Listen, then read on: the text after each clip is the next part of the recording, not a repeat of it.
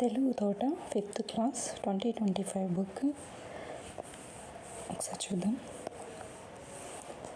ఆశించిన అభ్యసన ఫలితాలు. ఫస్ట్ వినడం, ఆలోచించడం, మాట్లాడడం, చదవడం, వ్యక్తపరచడం, పదజాలం, స్వీయ రచన, సృజనాత్మకత, ప్రశంస, భాషాంశాలు. అభ్యసన ఫలితాలు ఎన్ని ఉన్నాయి? 7 ఉన్నాయి. వినడం, ఆలోచించి మాట్లాడడం, చదవడం, వ్యక్తపరచడం, పదజాలం, స్వీయ రచన, సృజనాత్మకత, ప్రశంస, భాషాంశాలు. నెక్స్ట్ 5వ తరగతి సెమిస్టర్ 1 వచ్చేసి ఫస్ట్ లెసన్ ఏ దేశమేగిన, దేశభక్తి గేయం. ఫస్ట్ ఏ దేశమేగిన ఈ లెసన్ని రచించింది రాయప్రోలు సుబ్బారావు. ఏ దేశమేగిన, దేశభక్తి గేయం. ఏ దేశానికి వెళ్ళినా దేశభక్తి గేయాలే పాడుకోవాలి, అట్లా గుర్తుపెట్టుకుందాం.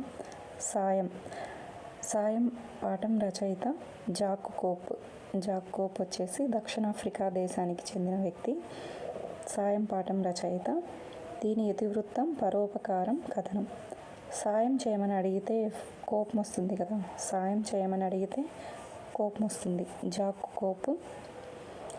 సహాయం అంటేనే మరొకరికి ఉపకారం చేయడం, పరోపకారం. కథనం. సాయం, పరోపకారం, కథనం. కొండవాగు అంటేనే కొండలు, ప్రకృతి గురించి వర్ణించడం, లేఖ. కొండవాగు ప్రకృతి వర్ణన లేఖ. కొండవాగు పాఠం రచయిత చెరుకుపల్లి జమదగ్ని శర్మ. ఎవరు? చెరుకుపల్లి జమదగ్ని శర్మ. చెరుకు తీసుకొని కొండవాగుకి వెళ్ళామనుకోండి, కొండవాగులో చెరుకు జారి పడిపోయింది అని గుర్తుపెట్టుకున్నాం. కొండవాగులో చెరుకు పడిపోయింది. కొండవాగు చెరుకుపల్లి జమదగ్ని శర్మ. ప్రకృతి వర్ణన లేఖ. ప్రకృతిని వర్ణిస్తూ ఒక ఫ్రెండ్కి లేఖ రాయడం. జయగీతం. మహానీయుల చరిత్ర పాట. తోలుబొమ్మలాట. దీని ఇతివృత్తం కళలు, వ్యాసం. మహానీయుల చరిత్ర పాట. నెక్స్ట్ వచ్చేసి ఏ దేశమేగిన రాయప్రోలు సుబ్బారావు. సాయం జాక్ కోప్. కొండవాగు చెరుకుపల్లి జమదగ్ని శర్మ. జయగీతం తోలుబొమ్మలాట. ఈ 5 వచ్చేసి సెమిస్టర్ 1లో లెసన్స్. నెక్స్ట్ ఏ దేశమేగిన. ఇక్కడ రచయిత వచ్చేసి రాయప్రోలు సుబ్బారావు అభినయ నన్నయ బిరుదాంకితుడుగా, నవ్య కవితా పితామహుడిగా పేరు పొందారు. అభినవ నన్నయ సుబ్బారావు నవ్య కవిత పితామహుడు. అభినవ నన్నయ నవ్య కవిత పితామహుడు. నన్నయ, నవ్య కవిత రాయప్రోలు సుబ్బారావు. తృణకంకణం, స్నేహలత, స్వప్నకుమార, కష్టకమల, ఆంధ్రావళి, జడకుచ్చులు, వనమాల మొదలైన కావ్యాలను రచించారు. రమ్యాలోకం, మాధురీ దర్శనం అనేవి లక్షణ గ్రంథాలు. వీరి భాషా సేవను గుర్తించిన భారత ప్రభుత్వం పద్మభూషణ్తో సత్కరించింది. అభినవ నన్నయ నవ్య కవితా పితామహుడు, పద్మభూషణ్. 3 రాయప్రోలు సుబ్బారావు. నెక్స్ట్ ఈయన వచ్చేసి గ్రంథాలు వచ్చేసి తృణకంకణం. స్నేహ, స్వప్న ఇద్దరు కంకణం కట్టుకున్నారు. ఏమని? ఎంత కష్టపడైనా ఆంధ్రాకి జడకుచ్చులు తయారు చేయాలి, వనమాల తయారు చేయాలి అని చెప్పి స్నేహ, స్వప్న కంకణం కట్టుకున్నారని గుర్తుపెట్టుకుందాం. స్నేహ మరియు స్వప్న ఇద్దరు కంకణం కట్టుకున్నారు. ఎంత కష్టపడైనా ఆంధ్రాకి జడకుచ్చులు, వనమాల తయారు చేయాలని చెప్పేసి. ఇంకా లక్షణ గ్రంథాలు వచ్చేసి రమ్యాలోకం, మాధురీ దర్శనం. ఇవి 2 లక్షణ గ్రంథాలు. రమ్య మరియు మాధురి లక్షణంగా ఉంటారు అని గుర్తుపెట్టుకుందాం. వీరిద్దరు లక్షణంగా ఉంటారు. స్నేహ, స్వప్న వీళ్ళిద్దరూ కంకణం కట్టుకొని మరి కష్టపడి ఆంధ్రావళికి జడకుచ్చులు తయారు చేశారు, మాల తయారు చేశారు. ఇట్లా గుర్తుపెట్టుకుందాం. ఏ దేశమేగిన. నెక్స్ట్ పాట. ఏ దేశమేగిన ఎందుకాలేడిన, ఏ పీఠమెక్కినా ఎవ్వరేమనిన, పొగడరా నీ తల్లి భూమి భారతిని, నిలుపరా నీ జాతి నిండు గౌరవమును. ఏ పూర్వపుణ్యమో ఏ యోగ బలమో జనించినాడవి స్వర్గఖండమున. ఏ మంచి పువ్వులన్ ప్రేమించినావో నిను మాచే ఈ తల్లి కనగ గర్భమున. లేదురా ఇటువంటి భూదేవియందు, లేరురా మనవంటి పౌరులింకెందరు. సూర్యుని వెలుతురుల్ సోకునందాక, ఓడల జెండాలు ఆడునందాక, అందాక గల ఈ ఎంత భూతలిని మన భూమి వంటి చల్లని తల్లి లేదు.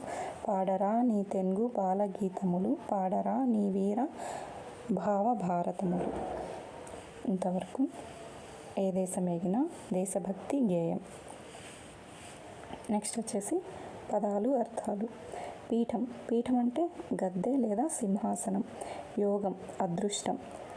స్వర్గఖండం స్వర్గం లాంటి ఈ భారతదేశం. జనించుట పుట్టుట. తెన్గు తెలుగు. కాళీడు అడుగుపెట్టు. భారతి భారతదేశం. గర్భము కడుపు. సోకు తగులు. అనంతం అంతులేని. ఇవన్నీ పదాలు. నెక్స్ట్ వచ్చేసి ఈ కింది పదాలను చదవండి. వల, పనస, ఈత, రమ, ఓడ, జడకుచ్చులు. ఇవన్నీ పదాలు, పదజాలం. ఈ లెసన్లో ఉండే పదజాలం ఇదంతా. నెక్స్ట్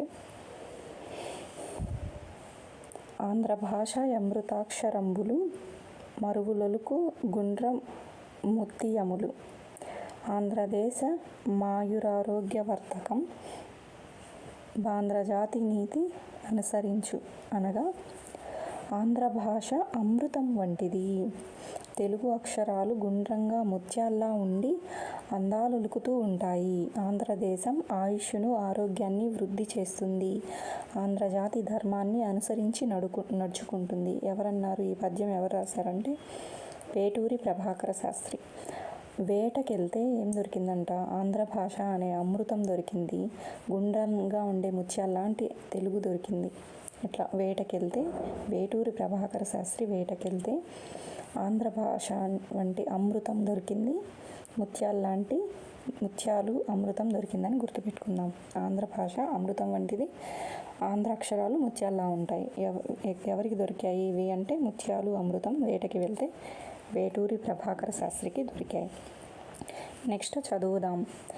ఏ దేశమెగినా ఎందుకాలెడినా పొగడరా నీ తల్లి భూమి భారతిని అని ఎక్కడికి వెళ్ళినా మన దేశ గొప్పతనాన్ని తెలియజేయాలని తెలుసుకున్నారు కదా. ఇలా మన దేశ ప్రఖ్యాతిని ప్రకటించడానికి తెలియజేసిన వారు స్వామి వివేకానంద. అదేంటో ఆయన షికాగోలో చేసిన ప్రసంగం ద్వారా తెలుసుకోండి. ఆయన 1893లో వివేకానంద గారు షికాగోలో ప్రసంగం చేశారు కదా. ఆయన విశేషాలు చూద్దాం. 1893 సంవత్సరంలో సెప్టెంబర్ 11వ తేదీన ఉదయం స్వామి వివేకానందతో పాటు సర్వమత మహాసభ ప్రతినిధులందరూ షికాగోలోని కొలంబస్ హాల్లో ఒక విభాగంలో సమావేశారు. ఎప్పుడు? 1893.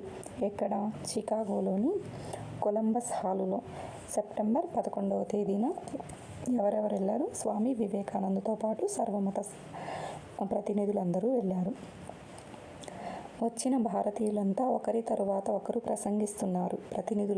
వచ్చిన ప్రతినిధులంతా ఒకరి తర్వాత ఒకరు ప్రసంగిస్తున్నారు. వివేకానందుని వంతు వచ్చింది. వివేకానందుడు లేచాడు. ఒక్క క్షణం తన ఇష్టదైవాన్ని తలుచుకుని అమెరికా దేశపు సోదరీమణులారా అంటూ సంబోధించాడు. ఏమని? అమెరికా దేశపు సోదరీమణులారా అంటూ సంబోధించాడు. ఆ సంబోధనతో అక్కడ అందరికీ ఒక మహోత్సాహం ఆవహించింది. చెవులు చిల్లిపడేటట్టు కరతాళ ధ్వనులు మిన్నంటాయి. వివేకానందుడు ఆ కరతాళ ధ్వనులు మధ్య కాసేపు మాట్లాడలేకపోయాడు. ఈ ఘనమైన స్వాగతానికి ఆయన చలించిపోయాడు. తన ఉపన్యాసం కొనసాగిస్తూ సమస్త మతాలకు, సమస్త ధర్మాలకు సనాతన ధర్మం తల్లి వంటిది. సమస్త మతాలకు, సమస్త ధర్మాలకు సనాతన ధర్మం, భారతదేశం యొక్క సనాతన ధర్మమే తల్లి వంటిది. సహనాన్ని, సర్వమత సత్యాన్ని లోకానికి బోధించిన సనాతన ధర్మం నా ధర్మం. సర్వమత సహకారాన్నే కాక సర్వమతాలు సత్యాలనే మేం విశ్వసించాం. పరపీడితులై శరణాగతులై వచ్చిన వారికి శరణ్యమైన దేశం మా దేశం. శాఖాభిమానం, మతమూఢ్యం లాంటి వాటిని ఖండించి అవి లేనట్టి ఒక సమాజాన్ని రూపొందించాలనే ఒక సదుద్దేశంతో ముందుకు వచ్చాను అన్నాడు వివేకానందుడు. అన్ని మతాలు ఒకటేనని, ఆ మతాలలో జరిగే పూజా విధానాలన్నీ భగవంతుడి తత్వాన్ని తెలియజేసేవేనని వివేకానందుడు చెప్పాడు. ప్రార్థనలు, కార్యకలాపాలు చిత్తశుద్ధి పనికి వస్తాయి. విగ్రహారాధన ధాన్యానికి ఉపయోగపడుతుంది. భగవంతుని దర్శనం లభించాలంటే ముందు మనలో అహంకారం నశించాలి. భగవంతుని దర్శనం లభించాలంటే ముందు మనలో ఉండే అహంకారం నశించాలి అని వివేకానందుడు చెప్పాడు. వివేకానంద స్వామి సనాతన ధర్మం గొప్పతనాన్ని లోకానికి తెలియజేశాడు. ఈ ప్రసంగం ద్వారా ప్రపంచ ప్రజలకు భారతీయ సంస్కృతి యొక్క గొప్పతనాన్ని చాటాడు. ఎవరు? స్వామి వివేకానంద. స్వామి చిరంతనానంద. ఇది చెప్పింది ఎవరంటే స్వామి చిరంతనానంద. నెక్స్ట్ సాయం లెసన్. సెకండ్ లెసన్ సాయం. సాయం పాఠం రచయిత జాక్ కోప్. సాయం చేయమంటే కోపం వస్తుంది కదా, అట్లా గుర్తుపెట్టుకున్నాం కోప్. ఈయన దక్షిణాఫ్రికా నవలా రచయిత, కథా రచయిత, కవి, సంపాదకులు. దక్షిణాఫ్రికా నవలా రచయిత, కథా రచయిత, కవి మరియు సంపాదకులు ఎన్ని ఉన్నాయి.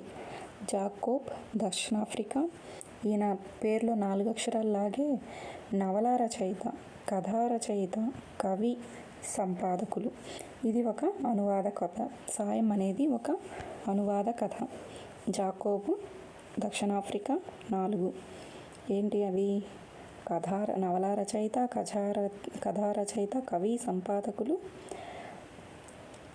ఇవన్నీ ఆయన. సాయం. రవికి పక్షులంటే ఇష్టం. ఎవరికి? రవికి. పక్షులంటే చాలా ఇష్టం. వాటి మధురమైన కిలకిల రావాలు వినడం మరీ ఇష్టం. రవి నిద్ర లేవగానే కిటికీ దగ్గరకు వచ్చి నిలబడతాడు. అక్కడ ఉన్న పక్షులన్నీ చూస్తూ వాటి ధ్వనులు వింటూ తన దినచర్య మొదలెడతాడు. ఈ అందమైన చిన్న చిన్న పక్షులు ఎక్కడి నుండి వస్తాయో, ఎక్కడికి వెళతాయో అని ఆలోచిస్తుంటాడు. ఒకరోజు ఉదయం ఒక పెద్ద పక్షుల గుంపు వచ్చింది. రోజులాగే అవి విద్యుత్ తీగల మీద కూర్చున్నాయి. కిచకిచమంటూ లెక్కలాడిస్తున్నాయి.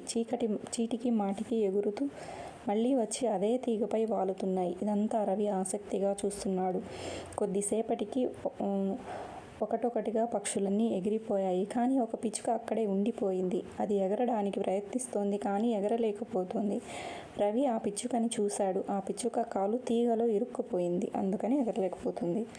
అమ్మ, అటు చూడు, ఆ పిచ్చుక తీగలో ఇరుక్కుపోయింది అన్నాడు. పర్వాలేదు లేరా, కాసేపు అయితే అదే ఎగిరిపోతుంది అంది వాళ్ళమ్మ. కాదమ్మా, దాని కాలు తీగలో ఇరుక్కుపోయింది, అందుకే ఎగరలేకపోతుంది అన్నాడు. ఇలా తీగల్లో ఇరుక్కుపోతూనే ఉంటాయి. నువ్వు లోపలికి రా, దాని గురించి నువ్వేమీ ఆందోళన పడాల్సిన అవసరం లేదని వాళ్ళమ్మనింది. పాపం అమ్మ, నువ్వు కాస్త ఆలోచించు. అది ఈ తీగలో రాత్రంతా ఇరుక్కుపోయి ఉంటే ఏమవుతుందో? ఏమీ అవ్వదు. నువ్వు పొద్దున లేచేసరికి అది ఎగిరిపోయి ఉంటుంది చూడు అంది అమ్మ. రవి రాత్రంతా అదే ఆలోచనతో పడుకున్నాడు. పిచ్చుకకి ఏమీ కాకూడదని కోరుకున్నాడు. మరుసటి రోజు ఉదయం లేవగానే పిచ్చుక గుర్తు వచ్చింది. గబగబా బయటికెళ్ళి చూశాడు. అక్కడ దృశ్యం చూసి ఆశ్చర్యపోయాడు. ఏమైంది?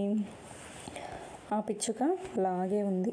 కానీ పిచ్చుక చుట్టూ ఇతర పక్షులు చేరాయి. తీగలో ఇరుక్కున్న పిచ్చుక నోరు తెరిచి ఉంది. పక్షులన్నీ దానికి ఆహారాన్ని అందిస్తున్నాయి. రవి ఇంట్లోకి పరిగెత్తి వెళ్ళి వాళ్ళమ్మకు చెయ్యి పట్టుకొని బయటికి లాక్కొచ్చాడు. చూడమ్మా, ఆ పక్షులన్నీ దానికి తిండి పెడుతున్నాయి. అమ్మ కూడా ఆశ్చర్యంగా చూసింది. రవికి ఇదంతా ఆశ్చర్యంగా, వింతగా అనిపించింది. నిజమే, ఆ పక్షులన్నీ కష్టంలో ఉన్న పిచ్చుకకి సాయం చేస్తున్నాయి. కానీ మనిషి మాత్రం పట్టించుకోవడం లేదు. అందరూ చూసి కూడా చూడనట్టు ఉంటున్నారు అనుకున్నాడు. ఇంతలో అక్కడికి వాళ్ళ నాన్న వచ్చాడు. రవి ఆశగా, నాన్న, ఆ పిచ్చుక చూడు, పాపం తీగలో ఇరుక్కుపోయింది. దాన్ని ఎలాగైనా కాపాడుదాం నాన్న అన్నాడు. ఆ తీగలు చాలా పైకి ఉన్నాయిరా, దానిపైకి ఎక్కడం చాలా కష్టం, అందులోనూ కరెంటు తీగలు. మరి దాన్ని ఎవరు కాపాడతారు నాన్న? అడిగాడు రవి. ఆ పిచ్చుకను కాపాడాలంటే ఒకటే మార్గం. ఎవరైనా విద్యుత్ సరఫరా ఆఫీస్కి వెళ్ళి విద్యుత్ సరఫరా ఆపివేస్తే దాన్ని రక్షించవచ్చు. అది కూడా విద్యుత్ ఆఫీస్ వాళ్లే వచ్చి చేయాలి. నువ్వు ముందు బడికి బయలుదేరు, ఇప్పటికే ఆలస్యమైంది అన్నాడు.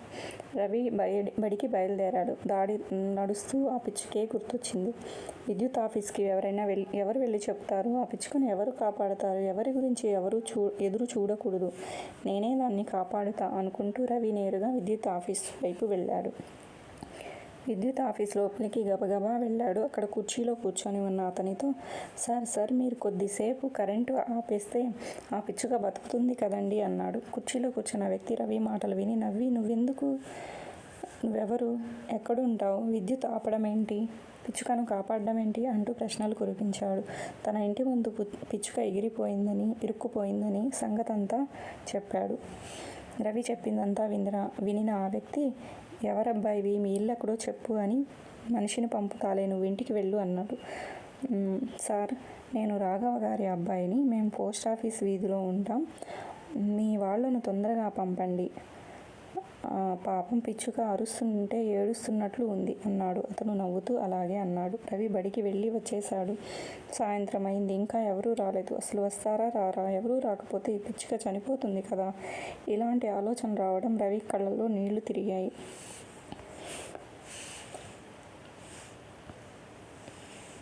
నెక్స్ట్, ఏరా రవి, ఆడుకుందాంరా అని రవి అక్క పిలిచింది. నేను రాను పో అని మంచం మీద పడుకున్నాడు. పిచ్చుక గురించి ఆలోచిస్తున్నాడు. కొంతసేపటికి రవి, నీకోసం ఎవరో వచ్చారు చూడు అంటూ అమ్మ పిలిచింది. రవి బయటకు వచ్చాడు. ఎదురుగా విద్యుత్ ఆఫీసులో పనిచేసే వ్యక్తి, అతనితో పాటు నిచ్చెనతో మరో మనిషి. రవి కళ్ళల్లో ఆనందంతో మెరిశాయి. వచ్చేసారా? రండి సార్. ఆ వ్యక్తి నవ్వుతూ, విద్యుత్ ఆఫ్ చేశాంలే, పిచ్చుకను రక్షిద్దాం, నువ్వు కూడా రా అన్నాడు. అందరూ కలిసి బయటకు వెళ్లారు. వచ్చిన వ్యక్తి నిచ్చెన వేసుకొని పైకెక్కి జాగ్రత్తగా పిచ్చుకను కాలును తీసి విడిపించాడు. కిందకి దిగి వచ్చి ఆ పిచ్చుకను రవి చేతిలో పెడుతూ, ఇదిగో నీ పిచ్చుక బతికే ఉంది, సంతోషమే కదా అన్నాడు. రవి ఆత్రంగా ఆ పిచ్చుకని చేతిలోకి తీసుకున్నాడు. నేల మీద వదిలిపెట్టాడు. పిచ్చుక ఎగరడానికి ప్రయత్నించింది. కానీ కొద్దిసేపు పైకి ఎగరలేక కింద పడిపోయింది. కుంటుతూ నడిచింది. కొద్దిసేపటికి అది మళ్ళీ ఎగరడానికి ప్రయత్నించింది. ఈసారి ఎగరడంలో సఫలీకృతం అయింది. కిచకిచమంటూ గాల్లోకి ఎగిరింది. రవి ఆనందానికి అవధులు లేవు. అమ్మ, పిచ్చుక ఎగిరిపోయింది అంటూ గట్టిగా చప్పట్లు కొట్టాడు.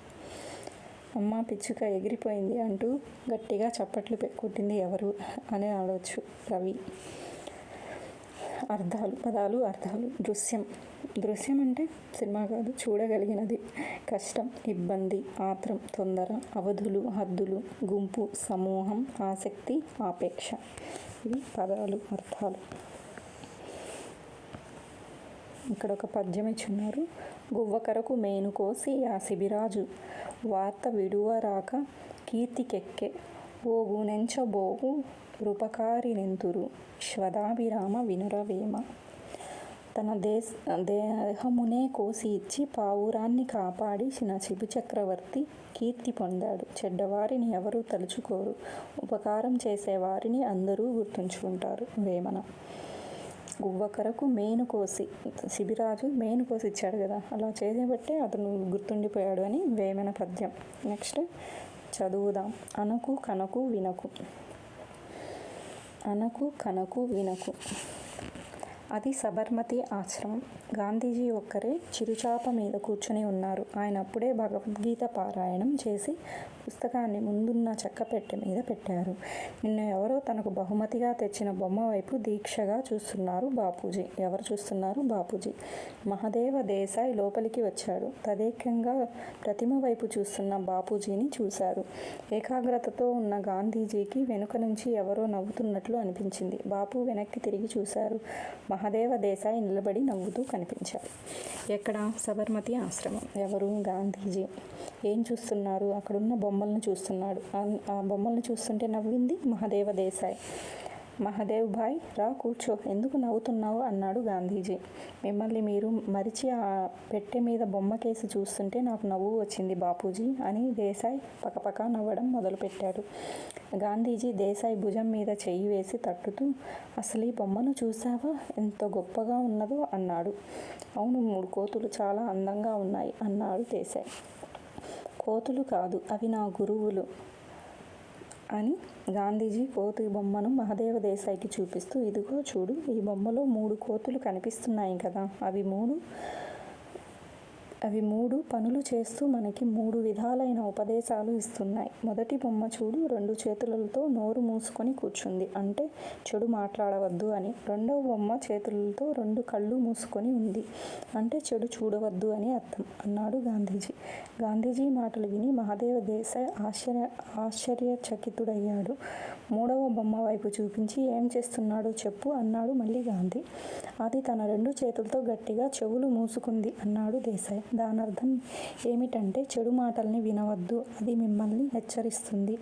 మొత్తం మీద ఈ 3 కోతులు చెడు అనకు, చెడు కనకు, చెడు వినకు అని మానవులకు హితోపదేశం చేస్తున్నాయి అని నా ఉద్దేశం, ఏమంటావ్ అన్నారు. అందుకు మీరు మహాత్ములు, అందుకే మీరు బాపూజీ, మీరు మట్టిలో నుంచి మాణిక్యాలు వెలికి తీయగలరు, అందుకే మీరు మహాత్ములు. ఈ మాట ఎవరన్నారు అంటే మహదేవ దేశాయ్. మీరు భావాన్ని అందుకోలేక నవ్వినందుకు నన్ను మన్నించండి అంటూ బాపూజీ పాదాలు స్పృశించాడు మహదేవ దేశాయ్. జంధ్యాల పాపయ్య శాస్త్రి. జంధ్యాల పాపయ్య శాస్త్రి కరుణశ్రీగా ప్రసిద్ధులు. ఉదయశ్రీ, విజయశ్రీ, కరుణశ్రీ, అరుణ కిరణాలు మొదలైనవి వీరి ప్రసిద్ధ ఖండకావ్యాలు. పిల్లల కోసం తెలుగు బాలా శతకం రచించారు. Telugu Bala Shatakam Karunasri Jandhyala Papayya Sastri. Next Kondavagu. Kondavagu lesson, 3rd lesson Kondavagu. ప్రకృతి సౌందర్యాన్ని, గొప్పతనాన్ని, వనరులను రక్షించుకోవాల్సిన అవసరాన్ని వివరించడమే కొండవాగు పాఠం యొక్క ముఖ్య ఉద్దేశం.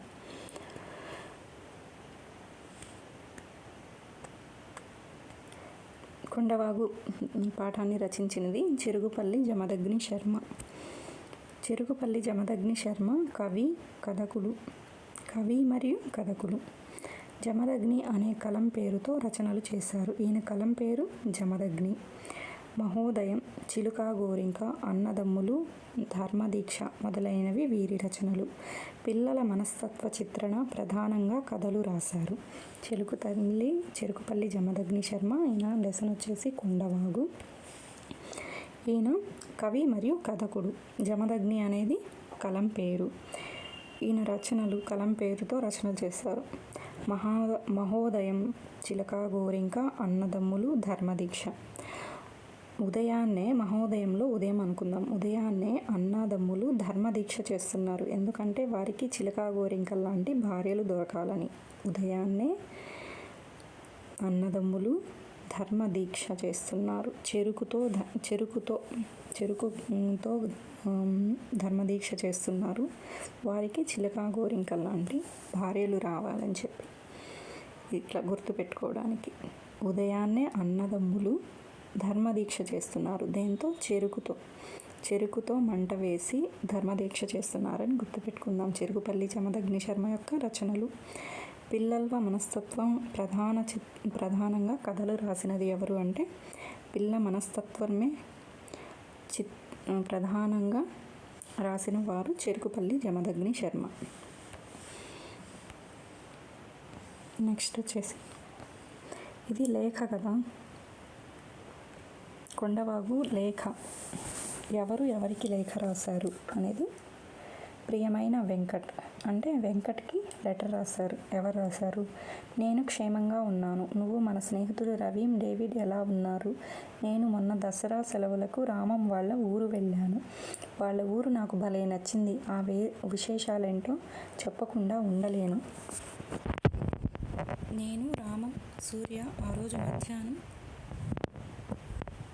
ఊరి పరిసరాలు చూడ్డానికి వెళ్ళాం. ఆ ఊరి చుట్టూ రకరకాల కొండవాగులు, పచ్చని చెట్లు ఉన్నాయి. ఆ ఊరికి ఆనుకుని ఒక ఊటవాగు పారుతోంది. ఆ ఊరి వాళ్ళు దానిని కామధేనువుగా భావిస్తారు. దేనిని? ఆ ఊట వాగుని కామధేనువుగా భావిస్తారు. దాని వెంబడి కొంత దూరం ఇసుక మేట వేసి లంకగా ఏర్పడింది. అంటే ఇట్లా లంకలాగా ఇసుక మేటలు ఆ వాగులోనే ఏర్పడి ఉన్నాయి. చుట్టూరా బిలబిలమంటూ నీళ్లు పారుతుంటే అక్కడ కాసేపు ఆనందంగా కూర్చున్నాం. అక్కడ కూర్చున్నంతసేపు ఆ వాగు ఎక్కడ పుట్టింది, అక్కడికి ఎలా వెళ్ళడం అనే ఆలోచనలు కలిగాయి. వెంటనే ఈ వాగు పుట్టిన చోటు ఎంత దూరం అని రామంని అడిగాను. కొంచెం దూరమే కానీ వెళ్ళొచ్చు అన్నాడు. సరే వెళ్ళొద్దామని అందరం బయలుదేరాం. అందరం మిట్ట పల్లాల దారి, అలాంటి చోట నడిచే అలవాటు నాకు లేదు. అలా ఒక అరగంట నడిచాం. అక్కడ కొండ మీద నుంచి జాలువాలుతున్న బోలెడన్ని నీటి పాయలున్నాయి. అలా ముందుకు వెళ్ళాం. అక్కడ ఆ గుట్టల్లో ఉన్నది ఒక నీటి బుగ్గ. అక్కడి నుంచి నీరు బయలుదేరి ఇలా పాయలుగా వస్తున్నాయి. కొన్ని నృత్యం చేస్తున్నాయి, కొన్ని పాము నడకలా నడుస్తున్నాయి, కొన్ని బుసబుస పొంగుతున్నాయి. ఇవన్నీ వచ్చి ఏకమై వాగుగా మారి ముందుకు పోతున్నాయి. అక్కడ ఒక బండ మీద కూర్చున్నాం. సింహాసనం లాంటి ఆ బండ మీద కూర్చుని చూస్తుంటే సూర్యకాంతి పడి ఆ పాయలన్నీ తలతలా మెరుస్తూ కనిపించాయి. బిలబిలామంటూ అవి పారుతుంటే నాకు భలే ముచ్చటేసింది. ఆ ఉత్సాహం నిశాలమైన బండ మీద పడి గెంతుతూ మేము రాజులం అంటూ గోల చేశాం. మేమే రాజులం అంటూ గోల చేశాం. అప్పటికే మేము వచ్చి చాలా సేపయింది. సంధ్యవేళ కావస్తోంది. అయితే కొండ మీద వెలుగు బాగానే ఉంది. వేసవి పొద్దు కదా, ఇంకా గంటసేపు కూర్చోవచ్చు అనుకున్నాం. నా మటుకు నాకు అక్కడి నుంచి కదలాలని అనిపించలేదు. చుట్టూ చూస్తూ కూర్చున్నాం. అక్కడ చూస్తుంటే ప్రదేశమంతా వివిధ రంగులతో తయారు చేసిన దేశపటంలా కనిపిస్తోంది. వాగులు, రోడ్లు వెడల్పుగా గీతల్లా కనిపిస్తున్నాయి. దూరాన ఉన్న ఇళ్ళన్నీ కొండపల్లి బొమ్మల్లా ఉన్నాయి. ఆ ఎత్తు మీద నుంచి చూస్తే ఎటు చూసినా ప్రకృతి సౌందర్యమే కనిపిస్తుంది. ఈ నేల ఇంత అందంగా ఉంది అనుకుంటే ఆకాశం మరీ అందంగా ఉంది. ఆకాశం ఆ ఎత్తు నుండి చూస్తే అద్భుతంగా కనిపించింది. ఒక మూల ఏ మార్పు లేకుండా వట్టి నీలంగా ఉంది. ఇంకో మూల పింజె మబ్బులు ఒకదాని మీద ఒకటి పడి దొర్లుతూ రకరకాల విన్యాసాలు చేస్తున్నాయి. తూర్పు తిరిగి నల్లని మేఘాలు ఒత్తుగా కదులుతున్నాయి. అవి కాసేపు ఏనుగులు బారులు తీసి వరుసగా నడుస్తున్నట్టు, కొన్ని కదం తొక్కుతున్నట్టు అనిపించాయి. ఇటు పశ్చిమానికి తిరిగి భూమి, ఆకాశాలు కలిసే చోటు ఆకాశం ఎర్రని మంటలతో పొగలు కక్కుతూ ఉంది. ఇలా చూస్తూ ఉండగానే చీకటి పడడం ప్రారంభించింది. మా రామం ఈలపాట పాడుతుంటే సూర్య దానికి తాళం వేస్తున్నాడు. పాట పాడుతుంది ఎవరు అంటే రామం, దానికి తాళం వేస్తున్నది సూర్య. ఇక బయలుదేరదామని ముగ్గురం ఆ బండ దిగి ఇదెంత బాగుందిరా, అదెంత బాగుందిరా అనుకుంటూ ఉత్సాహంగా ఇంటి దారి పట్టాం. కోవాలే గాని ప్రకృతిలో ప్రతి దృశ్యం అందమైనదే. వినాలనుకోవాలే కానీ ప్రతి శబ్దం అద్భుతమైనదే. మన మిత్రులకు ఈ లేఖ చూపించు. మీరు కూడా ఎప్పుడో ఒకసారి ఊరు తప్పక రండి. నీ అనుభవాలన్నీ నాతో పంచుకుంటావు కదా. ఇట్టు ప్రియమైన స్నేహితులు జావేద్. లేఖ రాసినది జావేద్. ఎవరికి రాశారు అంటే వెంకట్కి. ఎవరు ఊరు వెళ్ళారు అంటే రామం వాళ్ళ ఊరికి. రామం వాళ్ళ ఊరిలో ఇంకొక ఫ్రెండ్ ఎవరు, సూర్య. లేఖ రాసింది జావేద్. వెంకట్ రామం వాళ్ళ ఊరికి వెళ్ళారు. నెక్స్ట్ పదాలు, అర్థాలు. మేట, ఇసుక ప్రదేశం. ఇసుక ఒక మేటలాగా ఉండడం. వాగు, చిన్న ఏరు. జారుతున్న బాట, దారి, క్షేమం, కుశలం, పొద్దు, రోజు, దినం. దృశ్యం, చూడగలిగినది. బారులు, వరుసలు. లంక, నదిలో పైకి లేచి ఉన్న భాగం. కదం తొక్కు, ఉత్సాహంతో ముందుకు వెళ్ళు. నెక్స్ట్ ఈ పేరాను చదవండి ఒకటి ఇచ్చున్నారు. Helen Keller. మన అందరిలా చూడలేదు, కానీ స్పర్శ ద్వారా గ్రహిస్తుంది. ఆమె ఏమంటుందో ఆమె మాటల్లోనే చూడండి. పోక చెక్క నున్నదనాన్ని, దేవదారు వృక్షాల కరుకుదనాన్ని నా స్పర్శతో గుర్తిస్తాను. వసంతకాలంలో కొత్త పరిమళాలు పూల కోసం అన్వేషిస్తాను.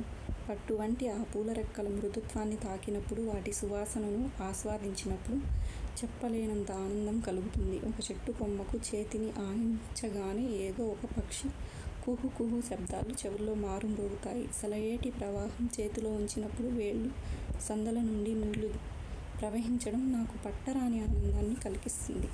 ఎవరు ఈ మాట అన్నది అంటే హెలెన్ కెల్లర్.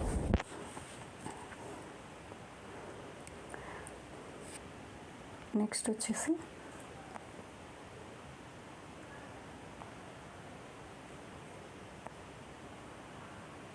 ఇవన్నీ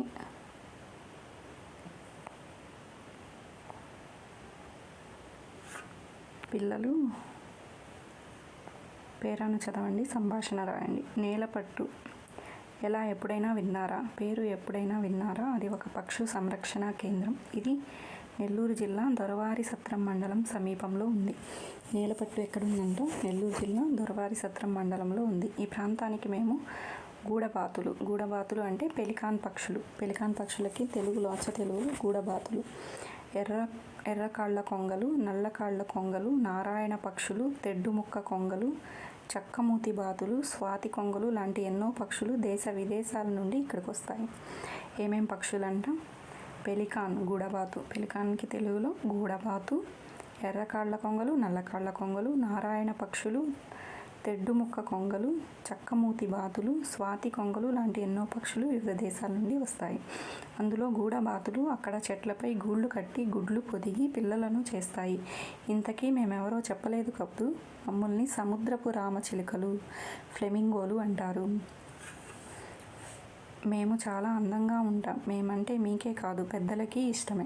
ఇది ఎవరు చెప్తున్నారంటే ఫ్లెమింగో పక్షులు చెప్తున్నాయి. ఫ్లెమింగో పక్షులకి మరొక పేరు సముద్రపు రామచిలుకలు. అదే పెలికాన్కి అయితే గూడబాతులు. మా పేరుతో సుళ్ళూరుపేటలో ఫ్లెమింగో ఫెస్టివల్ వేడుకలు ప్రతి సంవత్సరం జనవరి నెలలో జరుపుతారు. ఏ నెలలో? ప్రతి సంవత్సరం జనవరి నెలలో ఫ్లెమింగో ఫెస్టివల్ జరుపుతారు. మేము పులికాట్ సరస్సులో చేపలు వేటాడుతూ కనిపిస్తాం. అక్కడ సముద్రం నీళ్లు తగ్గిపోతుంటే మా పిల్లలతో సహా మా దేశమైన నైజీరియాకు వెళ్ళిపోతాం. ఫ్లెమింగో పక్షులు ఎక్కడి నుంచి వస్తాయంటే నైజీరియా నుంచి వస్తాయంట. నీళ్లు తగ్గిపోతున్నప్పుడు మళ్ళీ నైజీరియాకు వెళ్ళిపోతాం. పిల్లలు మా గురించి తెలుసుకున్నారు కదా, ఒకసారి మీరు కూడా మమ్మల్ని దర్శించండి. అది నెక్స్ట్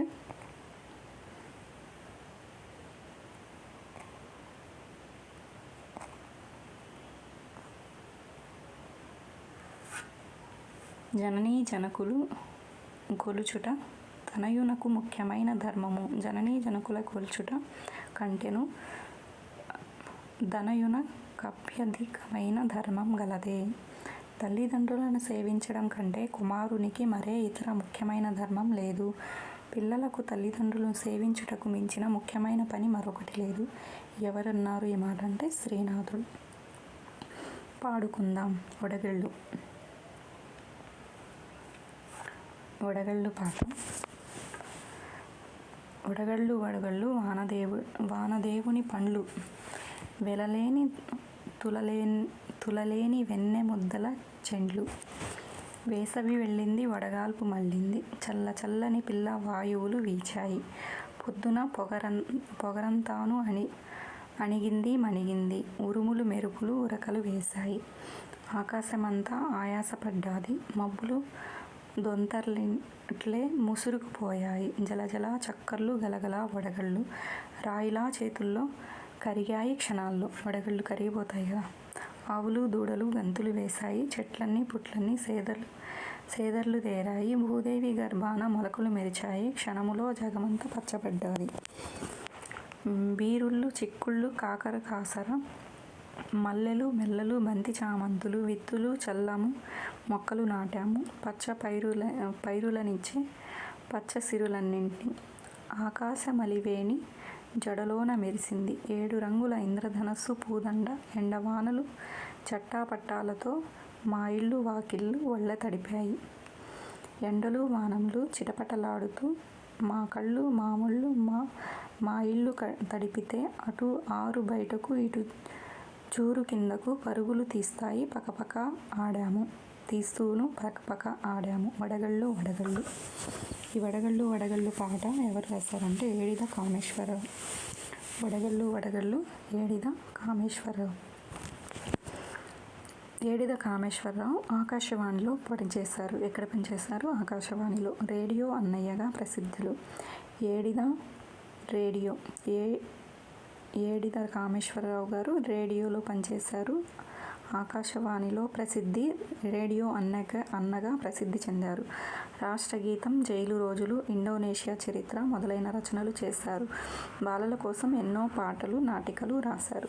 వడగళ్ళు పాట ఎవరు రాశారు అంటే ఏడిద కామేశ్వరరావు. ఈయన ఆకాశవాణిలో పనిచేశారు. రేడియో అన్నయ్యగా ప్రసిద్ధి చెందారు. రాష్ట్రగీతం, జైలు రోజులు, ఇండోనేషియా చరిత్ర ఈయన రచనలు. నెక్స్ట్ జయగీతం బోయి భీమన్న.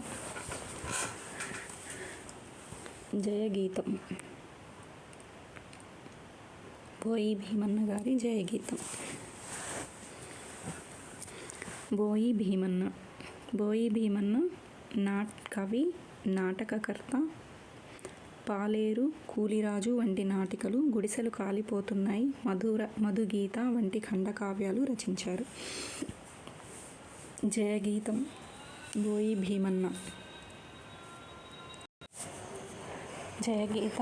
భీమన్న. కవి, నాటకకర్త. పాలేరు, కూలిరాజా వంటి నాటికలు, గుడిసెలు కాలిపోతున్నాయి, మధురగీత వంటి ఖండకావ్యాలు రచించారు.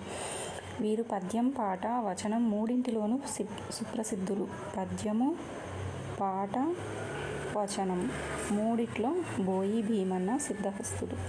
పాలేరు నుంచి పద్మశ్రీ వరకు అన్నది వీరి స్వీయ చరిత్ర నుంచి పాలేరు నుంచి పద్మశ్రీ వరకు అన్నీ పాత ఉన్నాయి. పద్యము, పాట, వచనం, పాలేరు నుంచి పద్మశ్రీ వరకు బోయి భీమన్న.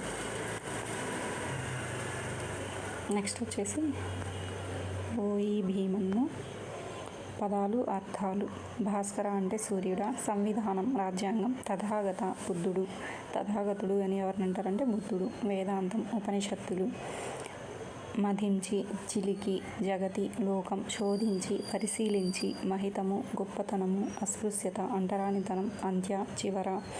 ఉడిపి, తొలగించి. సౌభ్రాంతరం, సోదరభావం. పంకం, బురద, మట్టి. మ్రోళ్ళు, ఆకులు రాలిన చెట్లు. సంఘర్షణ, మదనపడు. నిష్కుల, కులము లేని నిష్కుల. చదవడం, వ్యక్తపరచడం. ఇక్కడ సంవిధానం అంటే రాజ్యాంగం. తథాగతుడు బుద్ధుడు. వేదాంతం, ఉపనిషత్తులు. యోద్ధ, సూరి, వీరుడు. యుద్ధ, పండితుడు.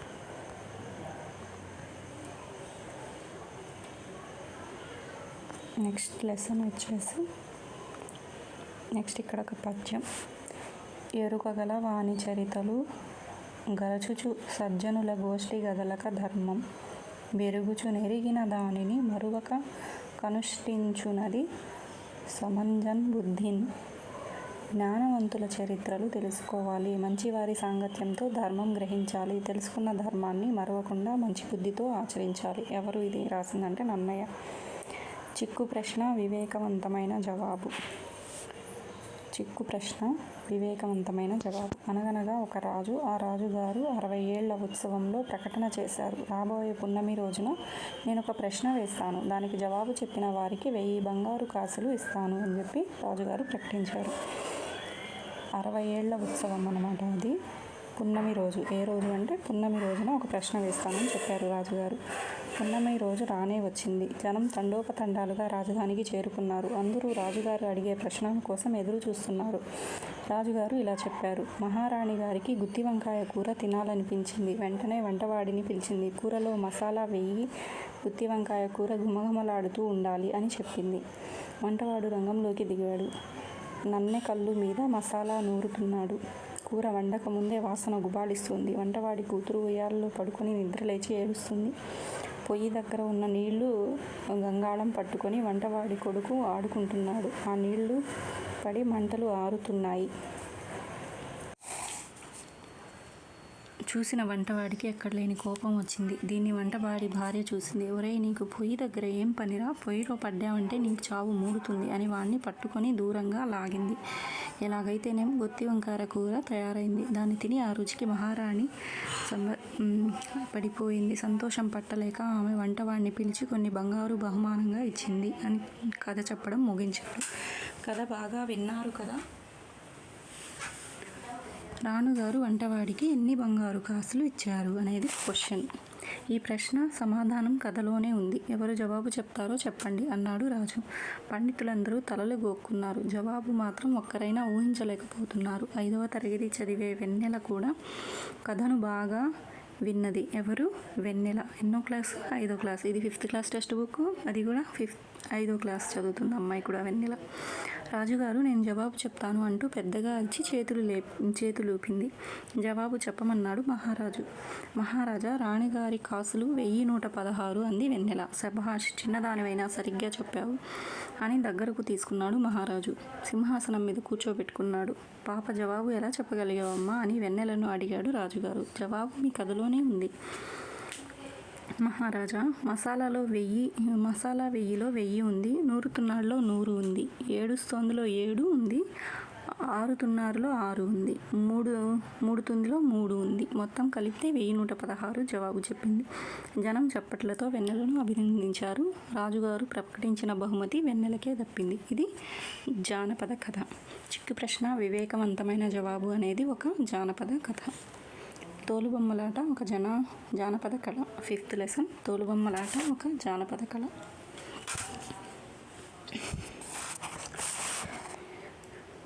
ఈ పాఠానికి కెవి రామకృష్ణ రచించిన తోలుబొమ్మలాట వ్యాసం ఆధారం. తోలుబొమ్మలాట ఒక జానపద కళకి ఆధారం ఏంటంటే తోలుబొమ్మలాట. ఎవరు రచించారు? రామకృష్ణ రచించిన తోలుబొమ్మలాట వ్యాసం ఆధారం. తోలుబొమ్మలాట జానపద కళ.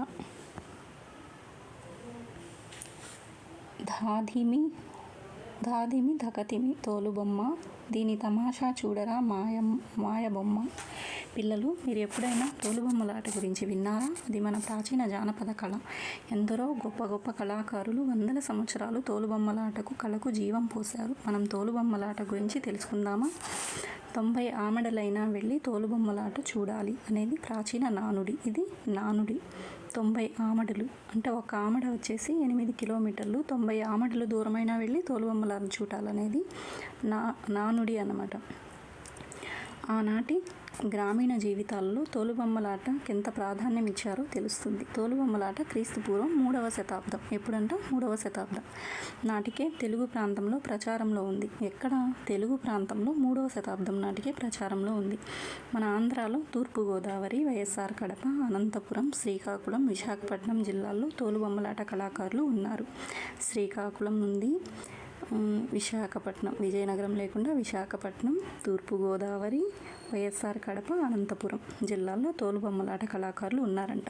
మహారాష్ట్ర నుంచి వచ్చిన ఆర్య కులస్తులు, ఏ కులస్తులు? ఆర్య కులస్తులు ఈ తోలుబొమ్మలాట ఇతర కులస్తుల నుండి నేర్చుకున్నారు. నెక్స్ట్ వచ్చేసి తోలుబొమ్మల తయారీలో జంతు చర్మాలను ఉపయోగిస్తారు. అవి అన్ని కాలాలకు అనుకూలంగా ఉంటాయి. తోలుబొమ్మలు 1 అడుగు నుండి 4-5 అడుగుల ఎత్తు. ఎంత?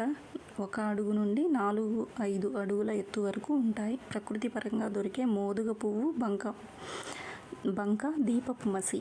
మోదుగ పువ్వు, బంక, దీపపు మసి వంటి సహజ సిద్ధ రంగులతో తోలుబొమ్మలు వాడటం వల్ల వాటికి ఎటువంటి హాని జరగకుండా ఉంటుంది.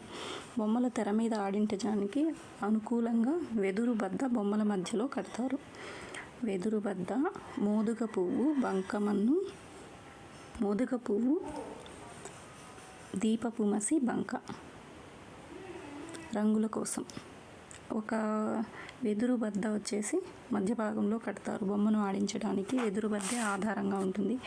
3 వైపులా మూసి ఉన్న పందిరి వేసి ముందు వైపు తెరలాగా పల్చటి తెల్ల బట్ట కడతారు. ప్రదర్శనకు 6 నుంచి 8 మంది కళాకారులు. ఎంతమంది? 6 నుంచి 8 మంది. ఎక్కడి నుంచి వచ్చారు? మహారాష్ట్ర నుంచి వచ్చిన ఆర్య కులస్తులు. కథలో స్త్రీలు పాత్ర వచ్చినప్పుడు స్త్రీలు, పురుష పాత్ర వచ్చినప్పుడు పురుషులే పాట పాడతారు. వంతలు హార్మోనియం, మధ్యలు తాళాలు వాయిస్తూ ఉంటారు. వంతలు ఏం చేస్తారు? హార్మోనియం, మధ్యలు తాళాలు వాయిస్తూ ఉంటారు. తోలుబొమ్మలాట చెప్పే భాగవత కథల్లో ఎక్కువగా భక్త ప్రహ్లాద, సావిత్రి, కృష్ణలీలలు మొదలైన 3 రోజుల పాటు ప్రదర్శిస్తారు. ఎన్ని రోజులు? 3 రోజులు. రామాయణ, భారత, భాగవత కథా వస్తువులతో పాటు సమాజానికి అవసరమైన వేమన, సుమతి, నీతి శతకాల పద్యాల శ్లోకాలను, సూక్తులను, నీతి వాక్యాలను సామెత సందర్భానుసారంగా ఉపయోగిస్తారు. ఇది తోలుబొమ్మలాట. కథ ప్రారంభానికి ముందుగా గణపతిని ప్రార్థిస్తారు. ఎవరిని ప్రార్థిస్తారు? గణపతిని ప్రార్థిస్తారు. తోలుబొమ్మలాట ప్రదర్శన నాటరాగంతో ప్రారంభమై సురభి రాగంతో ముగుస్తుంది. నాటరాగంతో ప్రారంభం, సురభి రాగంతో ముగుస్తుంది. గణపతికి ప్రార్థన చేసి స్టార్ట్ చేస్తారు. ఎన్ని రోజుల పిల్లలు తోలుబొమ్మలాటలో ముఖ్యంగా పిల్లలను ఇతర సామాన్య జనాన్ని నవ్వించే 2 హాస్య పాత్రలు ఉంటాయి. ఎన్ని హాస్య పాత్రలు? 2 హాస్య పాత్రలు ఉంటాయి. అవి కేతిగాడు, బంగారక్క. కేతిగాడిని జుట్టిపోలిగాడు అని కూడా అంటారు. కేతిగాడిని జుట్టుపోలిగాడు అని కూడా అంటారు. వీరు ప్రదర్శన మధ్యలో ప్రత్యక్షమై చమత్కారంగా మాట్లాడుతూ ప్రేక్షకులను కడుపుగా నవ్విస్తూ ఉంటారు. ఎవరు? కేతిగాడు, బంగారక్క. మంచి పిల్లలకు ఈ క్రమశిక్షణ ఇస్తారు. ఈ కళాకార కుటుంబాల్లో చిన్నప్పటి నుంచి పిల్లలకు శిక్షణ ఇస్తారు. తోలుబొమ్మలు తయారు చేయడం, వాటిని ఆడించడం, పద్యాలు, పాటలు, గానం, సంభాషణ, పలికే తీరు తదితర అంశాలపై తర్ఫీదునిస్తారు. ఈ బొమ్మలాటలో ప్రదర్శించే కథలు, గాథలు పుస్తక రూపంలో ఉండవు. కనుకే పిల్లలు వీటిని ముఖత పారాయణం అంటే ఎక్కాలు బట్టి పట్టినట్టు వాళ్ళు ముఖత పారాయణం చేస్తారు. ఇందుకు వారి నుంచి మంచి జ్ఞాపక శక్తి కావాలి. ప్రదర్శన నైపుణ్యం కూడా కావాలి. ఏ కళారూపమైనా రక్తి కట్టేది కళాకారుని నైపుణ్యంతోనే. కళల ద్వారా మానవ నాగరికత ప్రతిబింబిస్తుంది. జానపద కళలు ఒక తరం నుంచి మరొక తరానికి శృత పాండిత్యంతో ప్రవహిస్తూ ఉంటాయి. జానపద కళలు ఒక తరం నుంచి ఇంకో తరానికి ఎలా వస్తాయంట? శృత పాండిత్యంతో వస్తాయి. ఈ కళలు కాలగర్భంలో కలిసిపోకుండా కొందరు పరిశోధకులు గ్రంథస్థం కూడా చేస్తున్నారు. పగటి వేషాలు, కోలాటాలు, బుర్ర కథ, ఒగ్గు కథ, జముకుల కథ వంటి ఎన్నో జానపద కళలు కాపాడుకోవాల్సిన బాధ్యత మనందరిది. సంస్కృతిని కాపాడుకోవడం మన కర్తవ్యం. కాబట్టి పిల్లలు వివిధ జానపద కళారూపాలు, పాటలు, నృత్యాలు నేర్చుకొని ప్రదర్శించి కళలను ఆదరిద్దాం. నెక్స్ట్ వచ్చి పదాలు, అర్థాలు. ప్రాచీన అంటే పాత, పురాతన. ప్రాముఖ్యం, ప్రాధాన్యం. ఆమడ 8 మైళ్ళ దూరం. శతాబ్దం 100 సంవత్సరాలు.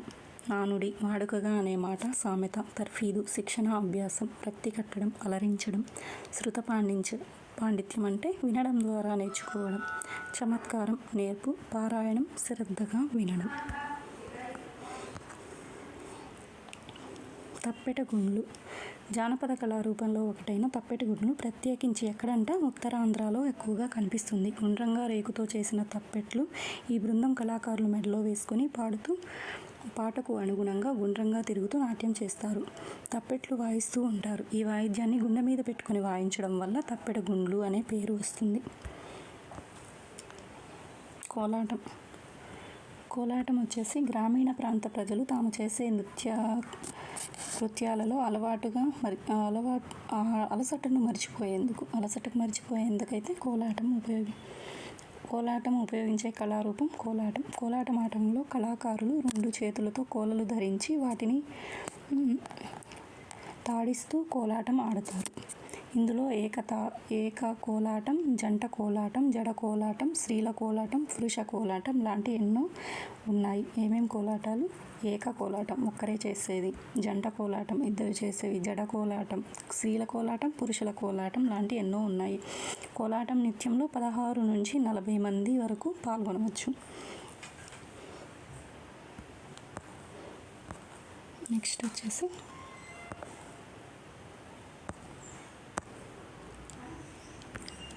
విద్య వలనను వినయంబు, వినయమును బడయు పాత్రత వలన ధనము వలన ధర్మంబు, దాని వలన కాముష్మిక సుఖంబులందు నరుడు. భావం ఏమంటే మానవుడు విద్య వల్ల వినయాన్ని పొందుతాడు. వినయం వల్ల అర్హత వస్తుంది. అర్హత ధనాన్ని చేకూరుస్తుంది. ఆ ధనం ఉంటే ధర్మం చేయవచ్చు. ధర్మగుణం వల్ల ఈ లోకంలోనూ తర్వాత పరలోకంలోనూ సుఖాలు పొందుతారు. ఈ పద్యం ఎవరు రాశారంటే భర్తృహరి. కూచిపూడి నృత్యం ఒక సాంప్రదాయ కళ. కూచిపూడి నృత్యం తెలుగువారి ప్రత్యేక నృత్య రీతి. ఆంధ్ర రాష్ట్రంలో కృష్ణా జిల్లాలో దిమసీమలో కూచిపూడి అనే గ్రామంలో కొన్ని దశాబ్దాల పూర్వం ఆవిర్భవించింది. ఎక్కడ? ఆంధ్ర రాష్ట్రంలో కృష్ణా జిల్లా దివిసీమ కూచిపూడిలో.